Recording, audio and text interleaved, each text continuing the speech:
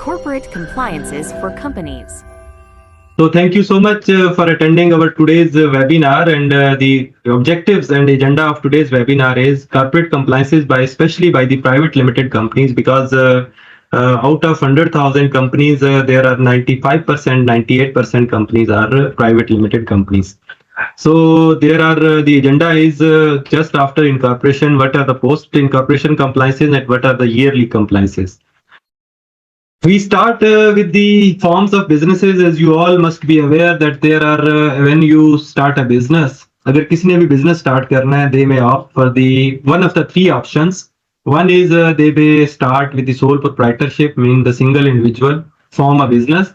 As you all know that in Pakistan, for sole establishment or sole proprietorship, there is no requirement of registration of the business. Only registration with the income tax department is required.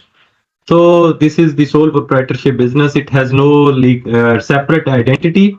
And then there is another form of business that is called the partnership firm. Partnership firm, you all know that there is a relation between two between the persons who agree to share the profits of the business to carry on by all or any one of them all. ये एक उसकी legal definition है. Two persons who have entered into partnership with one another are called individually partners and collectively a firm, and the name under which their business is carried on is called the firm name.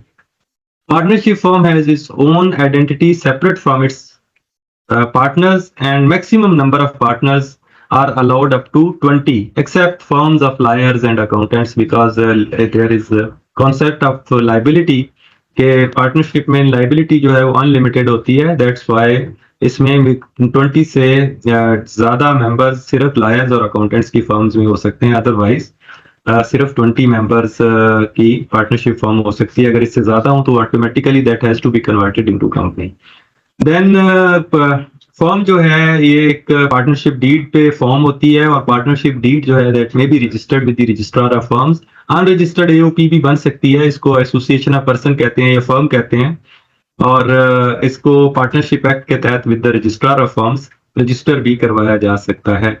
और इसमें liabilities of the partner is unlimited. Both the forms of businesses, sole proprietorship और partnership जो है, इसमें जो liability है partners की वो अनलिमिटेड होती है. इवन कोई ऐसी लाइबिलिटी अराइज हो ऑन द फर्म और बिजनेस दैट में उसमें पर्सनल एसेट्स जो है वो भी बेच के उसको कवर करना पड़ सकता है. So that's why a new concept of LLP has been introduced couple of years, a decade back in other countries, especially in UK, और फिर पाकिस्तान में भी इसका कॉन्सेप्ट 2017-18 में 16-17 में आया. और specially limited liability partnership act 2017 enact हुआ, और उसके तहत लिमिटेड लाइबिलिटी पार्टनरशिप्स पाकिस्तान में भी रजिस्टर होती हैं. और इसमें अगर पार्टनर्स जो हैं उनकी लाइबिलिटी लिमिटेड होती है up to the business investment या कैपिटल या whatever they guaranteed in that partnership deed. और ये रजिस्टर होती है under the partnership limited liability partnership act 2017. और एलएलपी जो है इसके लिए जो रजिस्ट्रेशन अथॉरिटी है that is securities and exchange commission of Pakistan. Securities and exchange commission of Pakistan has been interested with the as a to regulate the firms LLPs limited liability partnerships under the partnership limited liability partnership act 2017. Then there is another form of business that is called the company.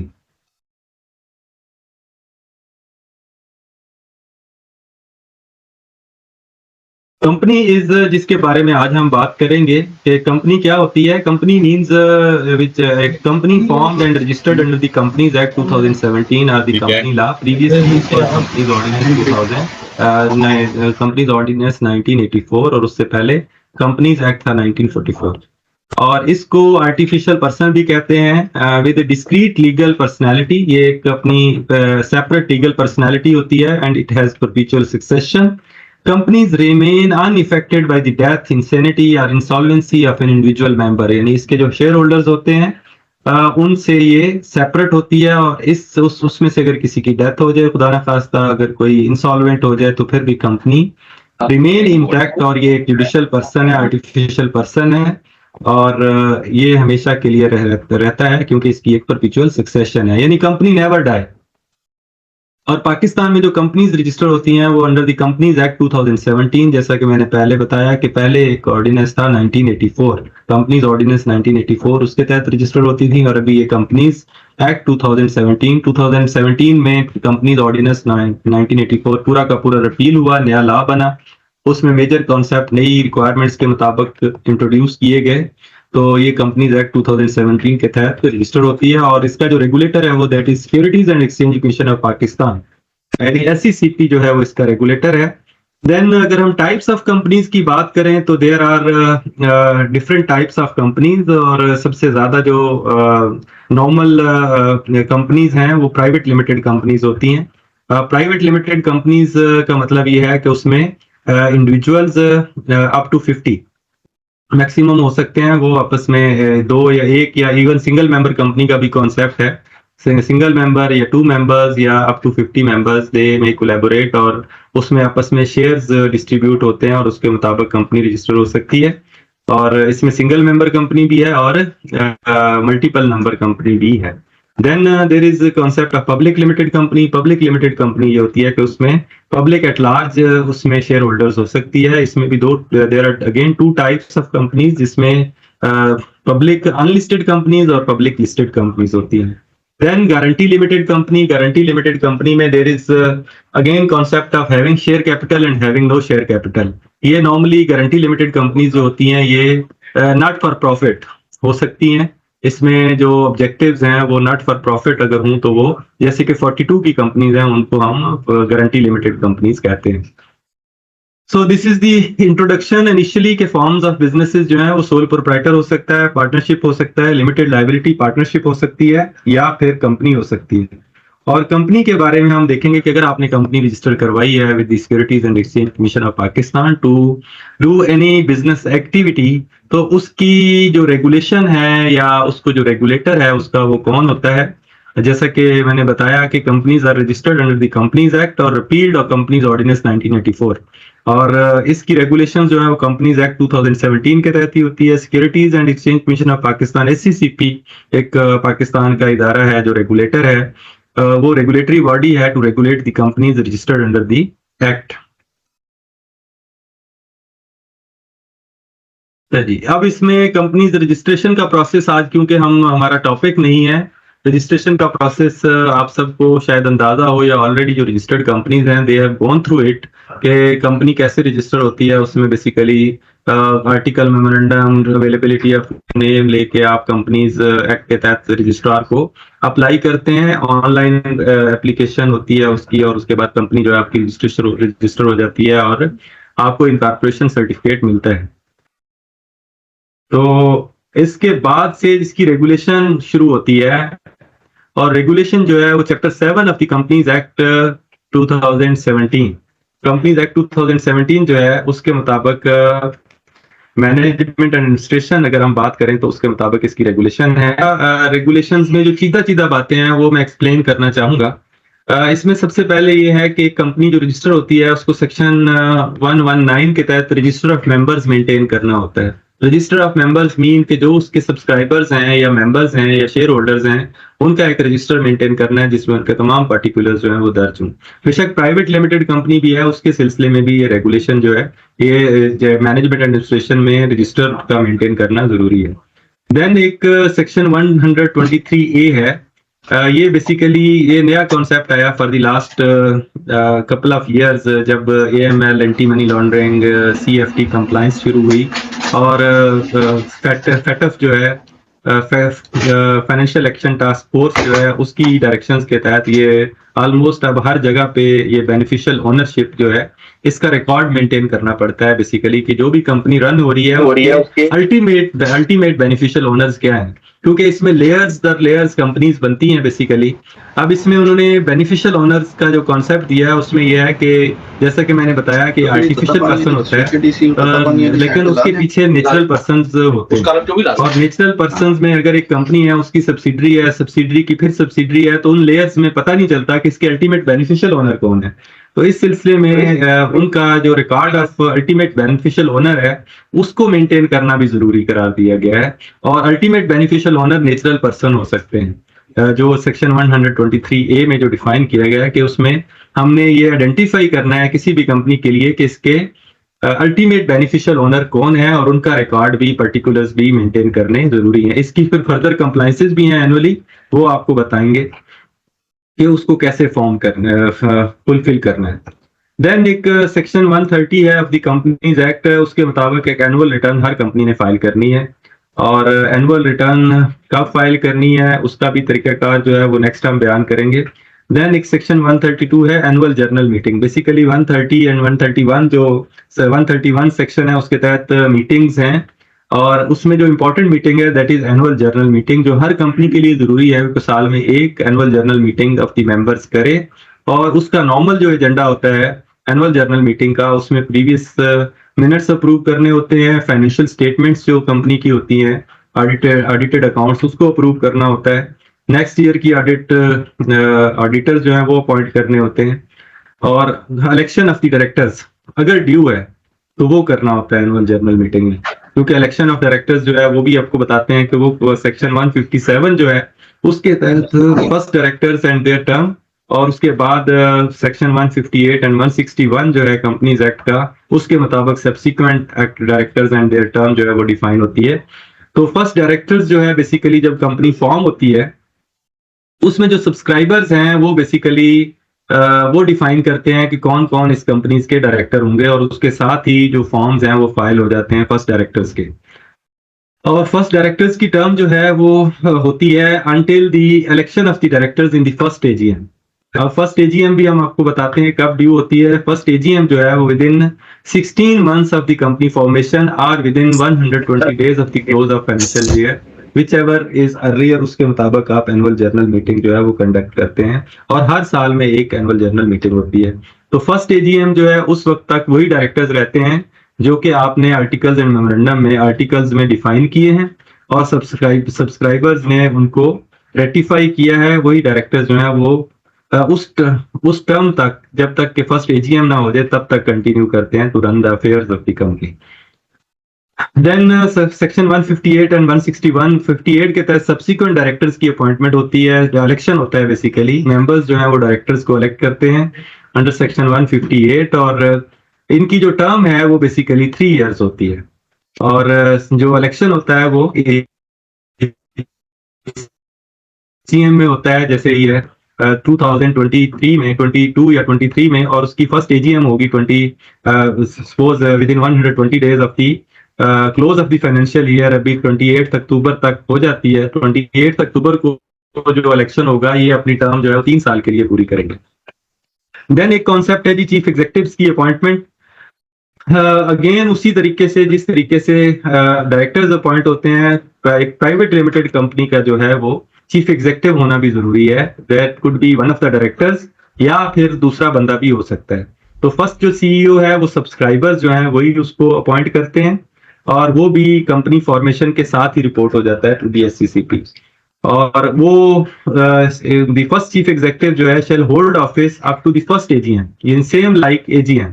और subsequent CEO जो है वो AGM में जो directors appoint होते हैं, क्योंकि authority जो है बेसिकली वो डायरेक्टर्स की है टू अपॉइंट द सीईओ, और जो सब्सिक्वेंट सीईओ है वो within 14 days of the election of director in AGM, जो नेक्स्ट एजीएम होती है उसमें जो इलेक्शन होते हैं with in 14 days of the election, वो सीईओ की अपॉइंटमेंट होती है। और सीईओ की जो टर्म है वो डायरेक्टर्स डिसाइड करते हैं। दैट इज नॉट नेसेसरी कि वो 3 साल की हो। 3 साल के लिए बेसिकली वो भी होता है क्योंकि वो डायरेक्टर भी होता है। चीफ एग्जीक्यूटिव जो है उसके पास तमाम राइट्स एंड प्रिविलेजेस सीईओ वाले होते हैं, और आफ्टर एवरी 3 years वो भी रीअपॉइंट होते हैं।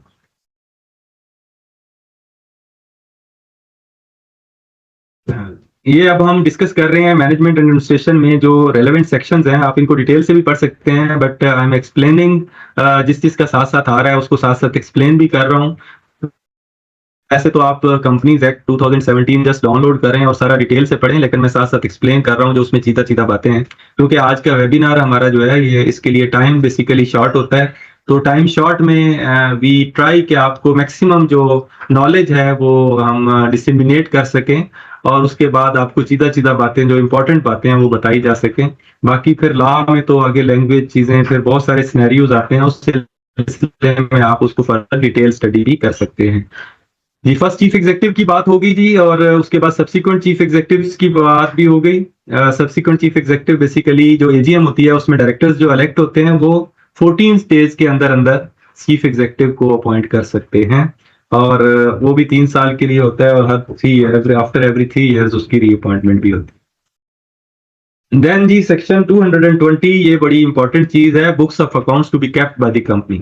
ये इसमें यह है कि तमाम अकाउंटिंग रिकॉर्ड्स एक कंपनी के लिए मेंटेन करना जरूरी है, और इसमें ये भी है कि जो अकाउंटिंग रिकॉर्ड है वो बेसिकली कंपनी ने 10 ईयर्स के लिए रिटेन करना होता है, 10 ईयर्स, मिनिमम 10 ईयर्स। ये कंपनी लॉ में सेक्शन 220 में डिफाइन है, उसमें आप तमाम एसेट्स, लायबिलिटीज, एक्सपेंडिचर, इनकम्स, हर चीज का रिकॉर्ड रखना जरूरी है। इवन उसकी जो सपोर्टिंग डॉक्यूमेंटेशन है, वॉचर्स है, everything has to be kept for the period of 10 year. Then जी सेक्शन 223 है, आपने जो बुक्स ऑफ अकाउंट्स मेंटेन किए हैं उसकी बेसिस पे फाइनेंशियल स्टेटमेंट्स बनानी है, और हर कंपनी के लिए जरूरी है कि अपनी फाइनेंशियल स्टेटमेंट्स प्रिपेयर करे एनुअली। और जो फर्स्ट फाइनेंशियल स्टेटमेंट्स हैं वो बेसिकली जब क्लोज ऑफ फाइनेंशियल ईयर होगा उस तक बनानी है, और उसमें मैक्सिमम पीरियड जो है 1 साल का हो सकता है, लेकिन इससे ज्यादा भी हो सकता है। सपोज अगर एक कंपनी मई में रजिस्टर हुई है तो दैट में प्रोलॉन्ग, यानी कि जो फाइनेंशियल स्टेटमेंट्स हैं वो 14 महीने की भी एक फर्स्ट टाइम बना सकती हैं, बट उसके लिए pre approval of the commission जरूरी होती है।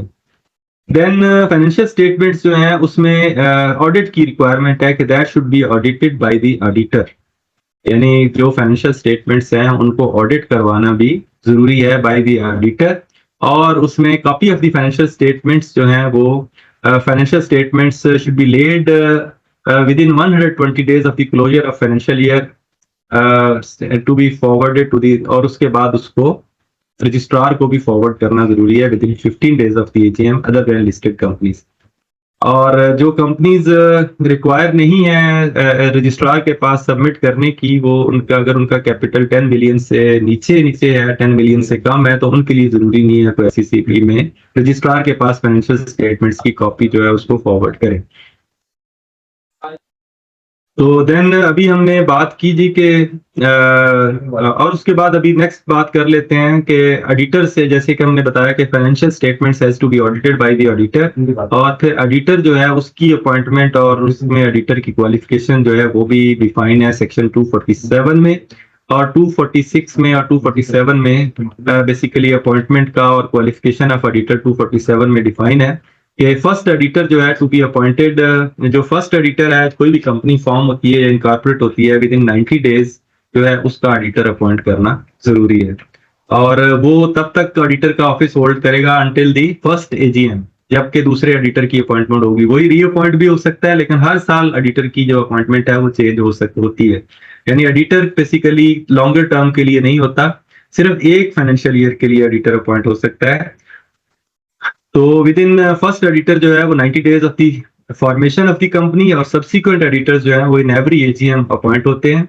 और इसमें फिर सेक्शन 247 में क्वालिफिकेशन ऑफ द ऑडिटर्स है कि for companies having paid up capital 3 million and above, और उसके बाद public companies and subsidiaries of public companies और लिस्टेड कंपनीज, उनके लिए बेसिकली ऑडिटर की जो क्वालिफिकेशन है that is chartered accountant duly having certificate of practice from the Institute of Chartered Accountants of Pakistan, और 300 मिलियन से लेस अगर किसी कंपनी का पेड अप कैपिटल है तो उसके लिए कॉस्ट एंड मैनेजमेंट अकाउंटेंट्स भी ऑडिटर हो सकते हैं। अभी हमने डिस्कस किया कि ये एक इम्पॉर्टेंट पॉइंट है कंपनीज के लिए, basically this is the most regulated form of business, जिसमें क्योंकि कंपनी जो है वो एक सेपरेट लीगल एंटिटी है, आर्टिफिशियल पर्सन है, it has to be responsible to its members जो कि इसके शेयर होल्डर्स और इन्वेस्टर होते हैं, और ये अपने जो अफेयर्स है थ्रू डायरेक्टर्स रन होते हैं किसी भी कंपनी के, तो उसके लिए जरूरी है कि उसमें ट्रांसपेरेंट रहना, उसमें बुक्स ऑफ अकाउंट्स और रिकॉर्ड मेंटेन करना जो कि 10 साल के लिए होते हैं, और जो रिकॉर्ड हैं वो उसको कोई भी मेंबर जो है इंस्पेक्ट भी कर सकता है एट रीजनेबल टाइम। ये फर्दर प्रोविजंस हैं कंपनीज एक्ट में चैप्टर 7 में। तो अभी तक हमने मैनेजमेंट एंड एडमिनिस्ट्रेशन जो है वो सारी देख ली। इसमें सीधा बातें मैंने सारी बता दी हैं कि सेक्शन 119 से लेकर सेक्शन 247 तक रेलेवेंट प्रोविजंस हैं वो आप पढ़ सकते हैं, और इसमें जो इम्पोर्टेंट चीजें हैं वो मैंने आपको एक्सप्लेन कर दी कि आपने रिकॉर्ड मेंटेन करने हैं, फाइनेंशियल स्टेटमेंट्स भी प्रिपेयर करनी है and those should be audited. और except company having paid up capital less than 1 million, उसके लिए खैर जरूरत नहीं है, but as per tax law उनके लिए भी जरूरत है, क्योंकि तमाम टैक्स स्टेटमेंट्स के लिए जरूरी है कि आपकी फाइनेंशियल स्टेटमेंट्स जो है वो ऑडिटेड हों। और फाइनेंशियल स्टेटमेंट्स जो हैं वो एजीएम में डेट डाउन होती हैं before the members for the approval, और उससे पहले उनको अप्रूव करना होता है बोर्ड ऑफ डायरेक्टर्स ने। और फाइनेंशियल स्टेटमेंट्स जो हैं that should be signed by the, एक और भी इंपॉर्टेंट बात है कि चीफ एग्जीक्यूटिव और वन ऑफ द डायरेक्टर, अगर एक कंपनी में एक से ज्यादा डायरेक्टर्स हैं तो उसमें एक डायरेक्टर और एक चीफ एग्जीक्यूटिव जो है फाइनेंशियल स्टेटमेंट्स को ऑडिट करता है, जबकि in case of listed companies chief financial officer भी उसको साइन करता है। हाँ, अगर चीफ एग्जीक्यूटिव अपॉइंटेड नहीं है तो फिर 2 directors can sign the financial statements, और वो भी पर्पस फुलफिल करती हैं अंडर द कंपनीज ऑर्डिनेंस। और इसके साथ फिर मैंने बताया कि एडिटर अपॉइंट करना होता है, first auditor within 90 days of the incorporation और subsequent auditors in every AGM. यहाँ तक हमने जर्नल प्रोविजंस जो हैं कंपनीज एक्ट की वो पढ़ ली। अब इसको जरा हम देखते हैं, समराइज करते हैं कि कारपोरेट कंप्लायंसेस जो है प्राइवेट लिमिटेड कंपनीज के लिए क्या क्या जरूरी है। सबसे पहले हम बात करते हैं कोई भी कंपनी फॉर्म तो उसके बाद उसने क्या क्या कारपोरेट कंप्लायंसेस करनी है। ये सबसे पहले ये जो स्लाइड आपके सामने नजर आ रही है, this is post incorporation immediate compliances, यानी आपने इनकॉर्पोरेट करवा ली कंपनी और उसके बाद फौरन लोग जो है वो बिजनेस शुरू कर देते हैं, क्योंकि इसमें certificate of commencement of business नहीं चाहिए होता प्राइवेट कंपनी में। तो इसमें आप जस्ट कंपनी इनकॉर्पोरेट हुई, साथ ही आप बैंक अकाउंट खोलते हैं और कंपनी ऑपरेशन स्टार्ट कर देते हैं। और इन चीजों का जो है वो मोस्टली लोग ख्याल नहीं रखते। इवन इसमें हमारे पास बहुत सारे केसेस आते हैं, 5-5 साल 4-4 साल हो जाते हैं कंपनीज को इनकॉर्पोरेट हुए, बट ये इनिशियल जो कंप्लायंसेस हैं ये भी पूरी नहीं हुई होती। तो आफ्टर इनकॉर्पोरेशन अगर कोई कंपनीज पिछले साल या अभी अभी इनकॉर्पोरेट हुई हैं तो उनके लिए ये वाली कंप्लायंसेस करना बहुत जरूरी है, यानी इमीडिएट कंप्लायंसेस। अब सबसे पहले यह है कि सेक्शन 17 है, effect to the memorandum of association. उसमें मेमोरेंडम में आपको पता है कि आप कैपिटल क्लास होती है, उसमें पेड अप कैपिटल जो सब्सक्राइबर्स जो है वो इनिशियली अंडरटेक करते हैं कि इतना पेड अप कैपिटल होगा किसी भी कंपनी का। उसमें वट एवर अमाउंट, 1 लाख भी हो सकता है, 100 मिलियन भी हो सकता है, जो भी अमाउंट है वो आप जो भी रखते हैं सब्सक्रिप्शन लिस्ट में, उसको आप गारंटी करते हैं कि आप डिपॉजिट करवाएंगे। और सबसे पहले फिर जैसे ही कंपनी इनकॉर्पोरेट होती है उसमें 1 महीने का टाइम होता है, तो विद इन 1 मंथ आपने वो अमाउंट जो है वो कंपनी अकाउंट्स में, कंपनी बैंक अकाउंट्स में डिपॉजिट करनी है। इससे पहले ईयर बैक, 2 years बैक जब इसमें फर्दर अमेंडमेंट आई थी, उससे पहले तो बल्कि ये भी जरूरी हो गया था कि आपने ऑडिटर से एक सर्टिफिकेट जमा करवाना है टू द रजिस्ट्रार कि आपने वो शेयर डिपॉजिट मनी जो है, शेयर मनी जो है वो डिपॉजिट करवा दी है बैंक अकाउंट में, और उसका एक सर्टिफिकेट इशू होता था, वो रजिस्ट्रार को फॉरवर्ड करना पड़ता था। लेकिन अभी वो रिक्वायरमेंट तो नहीं है, but as per law section 17 subsection 2 वो अमाउंट जो है वो आपने फिर भी डिपॉजिट करनी है, बिकॉज कंपनी जो है वो स्टार्ट किससे हुई है, इनिशियल शेयर कैपिटल से हुई है, और वो शेयर कैपिटल कंपनी के अंदर आना चाहिए। देन एक दूसरी रिक्वायरमेंट जो है, जैसा कि मैंने बताया कि फाइनेंशियल स्टेटमेंट्स जो है उनका ऑडिट जरूरी है, तो उसके लिए ऑडिटर अपॉइंटमेंट करनी जरूरी है। फर्स्ट एडिटर जो है with in 90 days of the incorporation जो है वो आपने फर्स्ट एडिटर की अपॉइंटमेंट करनी है। ऑडिटर की अपॉइंटमेंट का ये तरीका है कि आप मुख्तलिफ ऑडिटर्स को रिक्वेस्ट करते हैं और उनसे कंसेंट लेटर्स लेते हैं, और उसमें आप जो भी फिजिबल हो आपको ऑडिटर, तो उसके मुताबिक उसकी फी वगैरह तय करके विद इन 90 डेज आप अपॉइंटमेंट करते हैं, और अपॉइंटमेंट जो है वो बेसिकली एसईसीपी को इंटीमेट करनी होती है। अच्छा, ये एक चीज जो है ये एक सेपरेट लॉ है, लीगल एडवाइजर्स एक्ट। ये मोस्टली बहुत सारे लोगों को नहीं पता होता। एक लीगल एडवाइजर एक्ट है 1974, उसके मुताबिक जो कंपनीज हैं जिनका पेड अप कैपिटल 7.5 मिलियन और मोर, 7.5 मिलियन या इससे ज्यादा है, उनके लिए जरूरी है कि वो एक लीगल एडवाइजर भी अपॉइंट करें।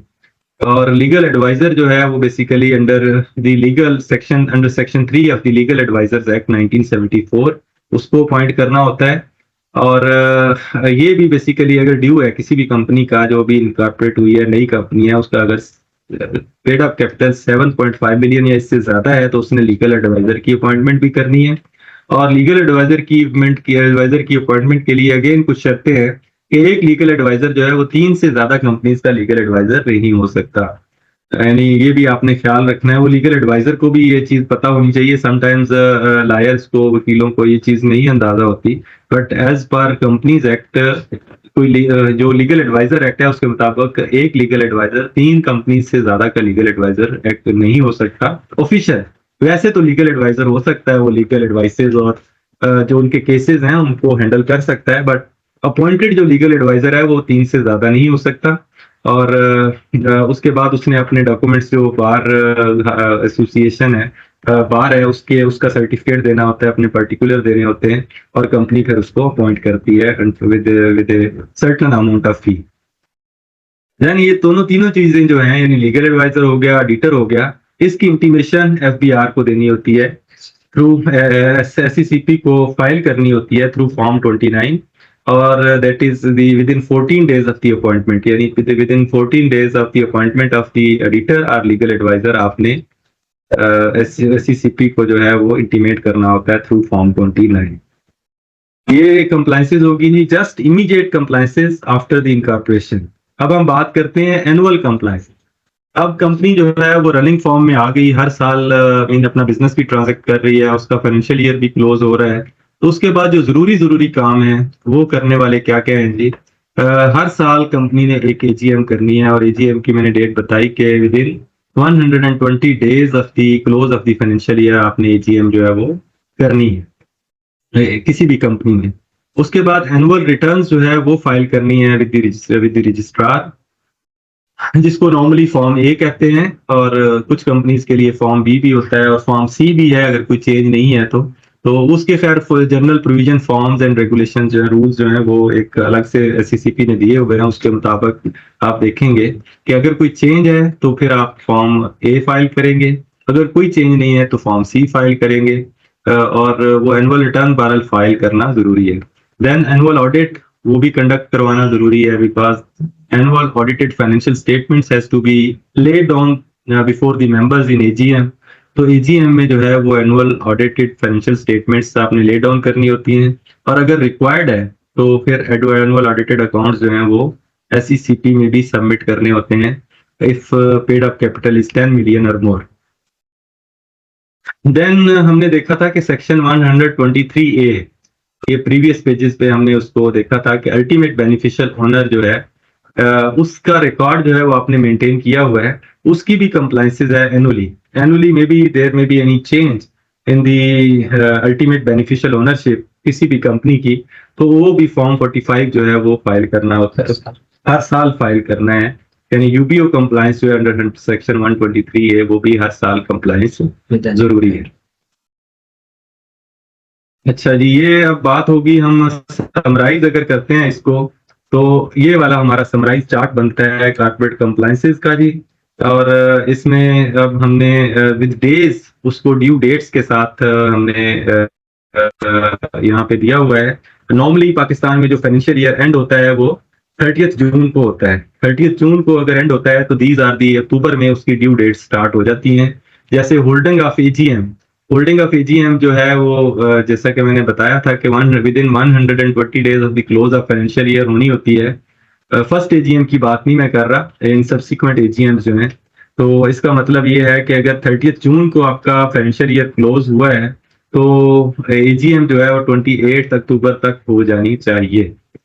फाइनलाइजेशन ऑफ स्टैट्यूटरी ऑडिट, यानी जो ऑडिट है किसी भी कंपनी का, क्योंकि ऑडिटेड अकाउंट्स एजीएम में लेट डाउन होने होते हैं, और एजीएम में अगेन प्रोसीजर है मीटिंग का कि एनुअल जनरल मीटिंग जब कॉल होती है तो उसमें 21 डेज का नोटिस होता है, और 21 डेज का नोटिस जो है उसको पूरा करने के लिए उसमें बेसिकली एजेंडा आइटम होता है, और आपने मेंबर्स को एनुअल फाइनेंशियल स्टेटमेंट्स जो हैं वो भेजनी होती हैं ऑडिट रिपोर्ट के साथ, या उनके इंस्पेक्शन के लिए अवेलेबल रखनी होती हैं। तो एटलीस्ट 21 डेज बिफोर एजीएम जो है आपका स्टैट्यूटरी ऑडिट या एनुअल ऑडिट कंप्लीट हो जाना चाहिए।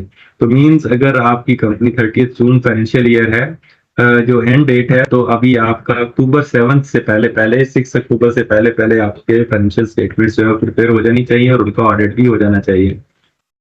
Then annual return form A and form 45 जो यूबीओ कंप्लायंस फॉर्म है, इसकी फाइलिंग होती है with in 30 days of the holding of AGM. यानी एजीएम जब होल्ड होती है तो उसके 30 दिन के अंदर अंदर फॉर्म ए और फॉर्म 45 जो है वो आपने SECP में सबमिट करना है थ्रू ऑनलाइन सबमिशन। और उसके बाद फिर फॉर्म 29 जो particulars of directors, auditors, legal advisers, directors का तो बताया कि जो भी चेंज होती है वो आफ्टर एवरी 3 इयर्स दोबारा इलेक्ट होते हैं। और लीगल एडवाइजर और एडिटर्स जो हैं उनकी अपॉइंटमेंट, लीगल एडवाइजर की अपॉइंटमेंट भी लंबे पीरियड के लिए हो सकती है, पर एडिटर की अपॉइंटमेंट सिर्फ 1 साल के लिए होती है हर साल। तो उसकी जो चेंज है हर साल आपने एजीएम के बाद with in 14 days of the changes जो है वो आपने फॉर्म 29 पर जो है वो सबमिट करना है। फाइलिंग ऑफ फाइनेंशियल स्टेटमेंट्स, यानी वो भी उसके साथ ही जो फाइनेंशियल स्टेटमेंट्स जिनके लिए रिक्वायर्ड है, अगर पेड अप कैपिटल 10 मिलियन या इससे ज्यादा है तो वो फाइनेंशियल स्टेटमेंट्स फाइल करना भी SECP में रजिस्ट्रार के पास जरूरी है। तो मींस डेडलाइन जो है आपकी अभी फाइनेंशियल ईयर जो एंड होता है 30 जून को, ऑडिट आपने फाइनलाइज करना होता है ऑन और बिफोर 37 अक्टूबर। एजीएम 28 अक्टूबर से पहले पहले होल्ड करनी है। फॉर्म 29 जो है वो 12 नवंबर से पहले पहले फाइल करना है।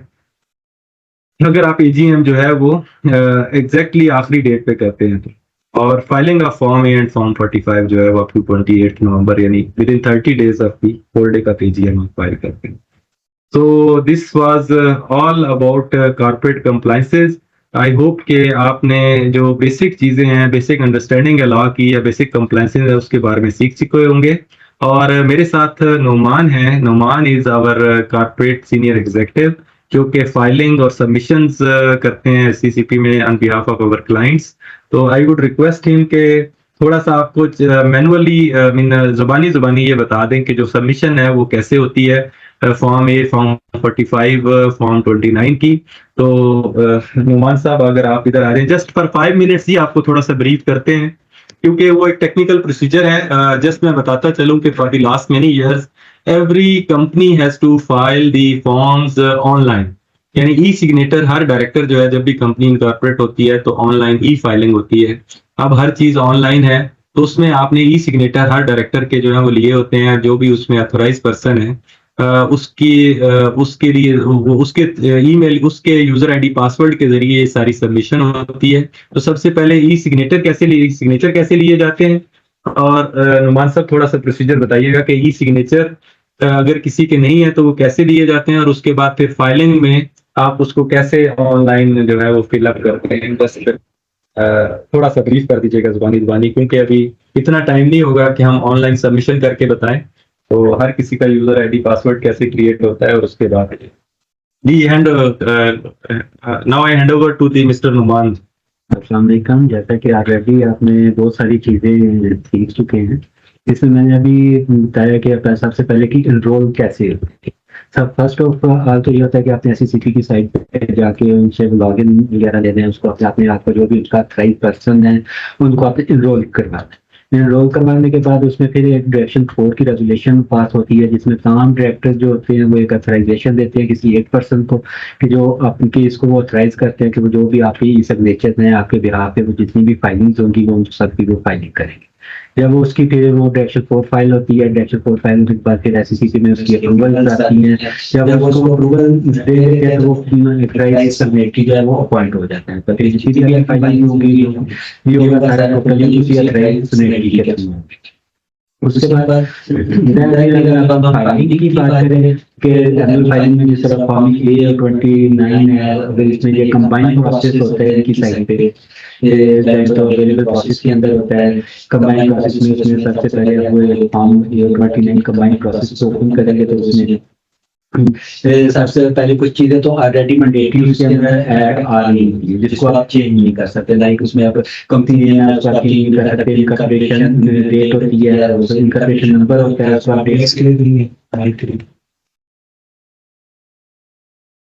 इनकॉर्पोरेशन नंबर उसमें होता है। हेलो जी, अभी आवाज आ रही है? इनकॉर्पोरेशन नंबर होता है कंपनी का, वो चेंज कर सकते हैं। देन कंपनी का एड्रेस है, वो चीजें आप चेंज कर सकते हैं। फाइलिंग में मैं 12 से वो कर रहा हूँ कि फॉर्म ए की एनुअल फाइलिंग जो होती है, एनुअल रिटर्न जिसको बोलते हैं, कॉर्पोरेट रिटर्न जो होती है, उसमें सबसे पहले फॉर्म ए 29 कंपाइन प्रोसेस है। वैसे तो फॉर्म ए की विद इन 30 डेज होता है, फॉर्म 29 जो होता है वो विद इन 14 डेज फाइल करना होता है, लेकिन आप इसको कंबाइन प्रोसेस के थ्रू भी कर सकते हैं। उसमें मैं कह रहा था कि इसको ओपन करेंगे तो ओपन करने के बाद जब इसमें कुछ मैंडेटरी डाटा ऐसा होता है कि जिसको आप चेंज भी कर सकते हैं। इसमें लाइक एड्रेस है, कंपनी का इनकॉर्पोरेशन नंबर है, चेंज है, नेम ऑफ डायरेक्टर्स है, इनको आप चेंज नहीं कर सकते। ये चेंज के लिए इनके लिए स्पेसिफाई फॉर्म फाइल करने पड़ते हैं, तो फिर वो ऑटोली जो बैकएंड से रेगुलेटर है वो इसको चेंज करेगा, हम इसको डायरेक्टली चेंज नहीं कर सकते। फिर उसमें रिपोर्टिंग होती है, एजीएम की आपकी रिपोर्टिंग होती है कि आपकी एजीएम किस डेट को हो रही है वो आपने बताना है। उसके बाद उसमें क्या होता है कि आपने अगर इलेक्शन ईयर है तो उसमें फिर इलेक्शन की रिपोर्टिंग आपने बताना होता है कि इस डेट को इलेक्शन हो रहे हैं और उसमें कौन कौन अपॉइंट हो रहा है, हर डायरेक्टर्स हैं तो वो री इलेक्ट होंगे, किस डेट को री इलेक्ट हो रहे हैं। बेसिकली वो होते हैं एजीएम्स के अंदर ही, सारी एजीएम्स की ही डेट आई होती है उसमें। चीफ एग्जीक्यूटिव है वो री अपॉइंट होगा, अगर सेम है, अगर चेंज हो रहा है तो उसको वो कर देंगे, पहले वाले को रिजाइन करवाएंगे और नया जो होगा उसको। इसी तरह से आ जाएगा एडिटर्स की अपॉइंटमेंट है। एडिटर्स की अपॉइंटमेंट में भी अगर सेम एडिटर्स कंटिन्यू हो रहे हैं तो उनको रीअपॉइंट करवा देंगे, अगर सेम नहीं है तो पहले वाले को रिजाइन करवाएंगे और नए जो उनकी अपॉइंटमेंट और उनकी कंसेंट लेटर साथ लगेगा। अगर रीअपॉइंट भी हो रहे हैं कंसेंट लेटर भी वो साथ अटैच करने, इसके लिए मंडेट। तो उसके बाद वो उस पर ऑथराइजेशन की तरफ जाएंगे, अटैचमेंट करेंगे, उसको जो ऑथराइज सिग्नेटरी है उसका एक पिन कोड भी आपको इशू होगा। इनकॉर्पोरेशन के टेन पे पिन कोड डालेंगे, वो ई सिग्नेचर हो जाएंगे, फिर उसके बाद उसको आप सबमिट कर देंगे। फिर उसमें जो है आप इस पर चलान जमा करवाएंगे, चलान जमा करवाने के बाद वो प्रोसेस जो है वो SCCT के अंदर चला जाएगा। फिर वो उसको देखेंगे, उसमें कोई ऑब्जर्वेशन वगैरह है या कोई इसमें कोई ऐसी चीज है तो वो उसको आपको थ्रू ईमेल भी आपको आ जाएगा और लेटर भी इशू करेंगे। ईमेल के थ्रू भी नोटिफिकेशन आ जाता है कि आपको ये इसमें कोई ऑब्जर्वेशन है या आपके एक्सेप्ट हो गए हैं, तो उसमें एक्नॉलेजमेंट आपको ईमेल के थ्रू शेयर कर देंगे। तो ये प्रोसेस जो है एनुअल फाइलिंग का जो होगा वो कंप्लीट हो जाएगा। With this, we end our presentation and today's webinar. And I would like to thank my team, especially Mr. Uzair and Ms. Fajr, Mr. Noman, Mr. Abdullah, जिन्होंने ये वेबिनार अरेंज किया for all purpose. उन्होंने इसको market किया और बहुत सारे participants को इसमें पार्टिसिपेट करवाया। And I would like to thank my colleague mister Noman, जो कि हमारे फाइलिंग के एक्सपर्ट हैं, कॉर्पोरेट मैटर्स के एक्सपर्ट हैं। इन्होंने एक्सप्लेन किया कि बेसिकली ऑनलाइन जो फाइलिंग है वो कैसे डन होती है। और उसके साथ साथ आप सबका भी बहुत शुक्रिया कि आपने अपना कीमती वक्त निकाला और हमारे वेबिनार में शरीक हुए। इंशाल्लाह we will be conducting such technical webinars for the benefit of our clients and associates.